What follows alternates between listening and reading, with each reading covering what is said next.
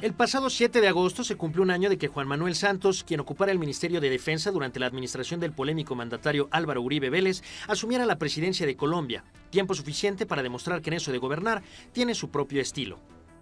Contrario a lo que pensaba la opinión pública, incluso doméstica, regional e internacional, el exministro de Defensa ha llevado por buen camino tanto la política como la economía de Colombia. Lo que ha hecho el presidente Santos es continuar con esta estrategia planteada por Uribe, que muchos critican, pero que de cualquier manera parece que ha estado dando resultado en Colombia, porque ha reducido de manera importante tanto la presencia del narcotráfico como la presencia de la guerrilla en el ámbito rural.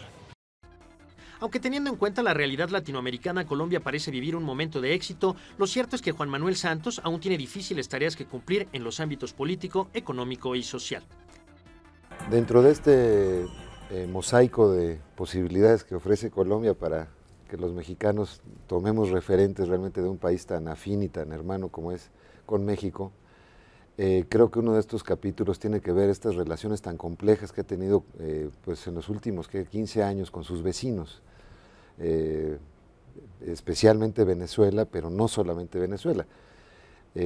Ahora que decías que Estados Unidos debería tomar en consideración pues, la afinidad, el buen socio que ha sido Colombia en el continente americano, pues realmente parte de esa geopolítica que tiene Colombia tan compleja tiene que ver con su vecindario.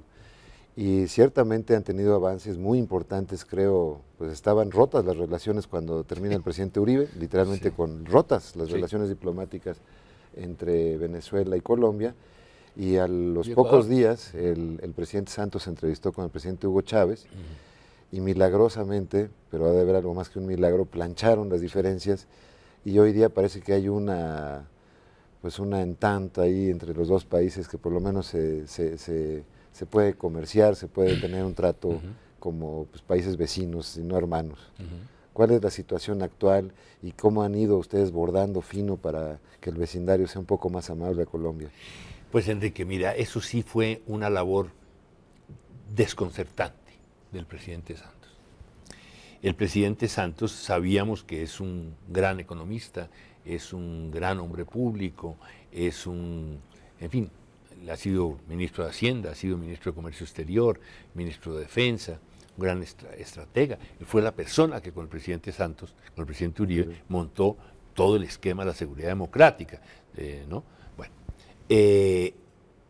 las relaciones están totalmente, pues no teníamos relaciones con Venezuela, las relaciones con Ecuador eran tremendamente tensas, habían llamado a consulta al embajador a Quito, en fin. Y entra el presidente, y el presidente Santos a veces tiene unos actos de inteligencia, de audacia y de contundencia que impresionaron al país. Por eso se explica el 85% de favorabilidad que tiene hoy el presidente Santos en Colombia. Al cumplir un año ya los presidentes comienzan necesariamente, entre comillas, a desgastarse. De hecho, tiene más aprobación ahora que en las urnas. Sí. O sea, tiene más votantes hoy que los que hubiera tenido hace un año. Que de por sí tuvo la votación más alta que... Entonces él entra y con una contundencia y con una audacia, básicamente dice, señores, aquí no tenemos otra opción, le dice a Venezuela, ¿sí? que restablecer las relaciones. Somos hermanos naturales, somos hermanos gemelos casi, ¿no? Nos separa una red imaginaria. Nuestros países son de verdad hermanos. Éramos la Gran Colombia con Venezuela y con Ecuador. No tenemos otra alternativa. Respetémonos, eso sí. Yo no me meto en su esquema político, usted no se meta en el mío. Mantengamos una gran altura. Acabemos la diplomacia de los micrófonos. Cualquier diferencia que haya la vamos a tratar usted y yo, ¿sí? Yo lo respeto a usted como dirigente de los venezolanos, usted me respeta a mí como dirigente de los colombianos. El mercado entre las dos naciones no se puede acabar, simple y llanamente porque nosotros somos un país muy importante desde el punto de vista comercial para Venezuela. Les proveemos todos los productos de consumo cotidiano, diario.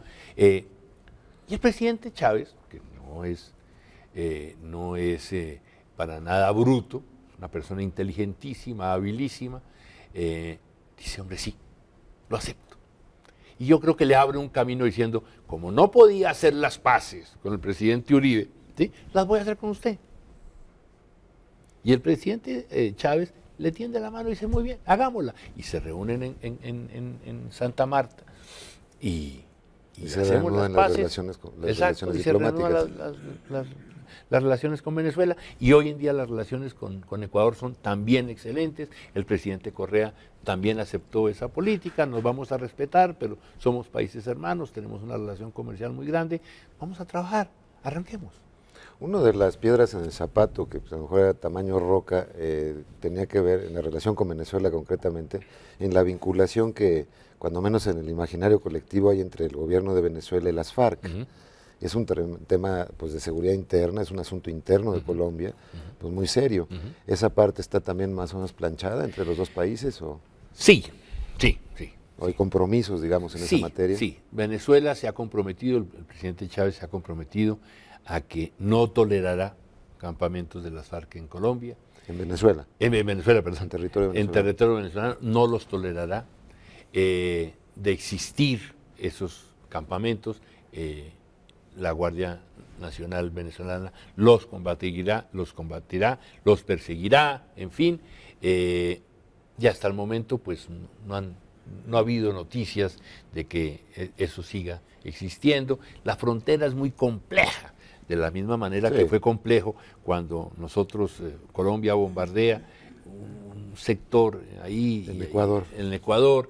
Esas fronteras, como son tan selváticas, es dificilísimo. Si uno ya entra a 100 kilómetros, 200 kilómetros, y uno, en fin, eso es otra cosa. Entonces... Pero los de las FARC sí bien que sabían que estaban dentro del territorio ecuatoriano, sí, porque claro, era parte del, claro, era parte del tema. Claro que estaban, y allá estaban. Exactamente. ¿No? Y lo mismo pasaba en Venezuela, claro, sí había. En esa frontera, ¿no? ¿Cuán adentro?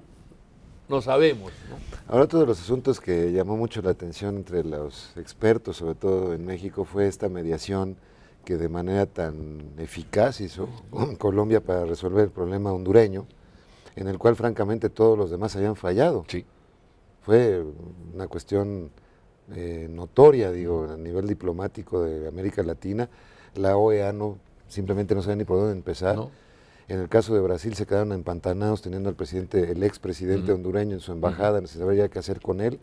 En el caso de México, pues, la verdad, viendo pues más bien de lejos el fenómeno, y sí me llamó mucho la atención que a los 2 o 3 meses de iniciado el gobierno del presidente Santos, entra esta mediación colombiana y resuelven el asunto y se firman los acuerdos en territorio colombiano. Exacto.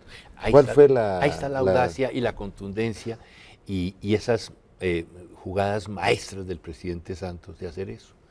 Él ve que la única solución es esa y la propone y le dice, y la aceptan y la firman. Pero además está funcionando, esto ya lleva, que son 4 o 5, no, 3 meses más o menos. 3 meses, hasta ahora, ya está perfecto. Honduras ha vuelto a la normalidad. Y realmente se ha hecho un país, Colombia, pues con todas las cuestiones que dieron o que tiene adentro tan complejas, pues todavía se dan el tiempo de solucionar problemas en la región, lo cual me parece fantástico. Hoy mismo, precisamente, o en los periódicos de ayer, no estoy seguro, se hace un análisis en México de las relaciones de Colombia y de México con América Central. Sí.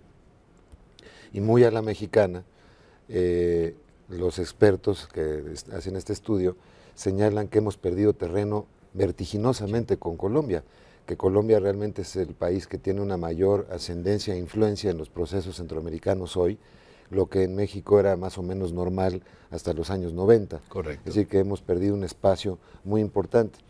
Pero creo que tú y yo hemos comentado en alguna ocasión que el verdadero, digamos, equilibrio se daría fortaleciendo la relación entre Colombia y México precisamente para beneficio y el desarrollo de la región centroamericana. A los dos nos conviene. Claro, muchísimo. ¿Verdad?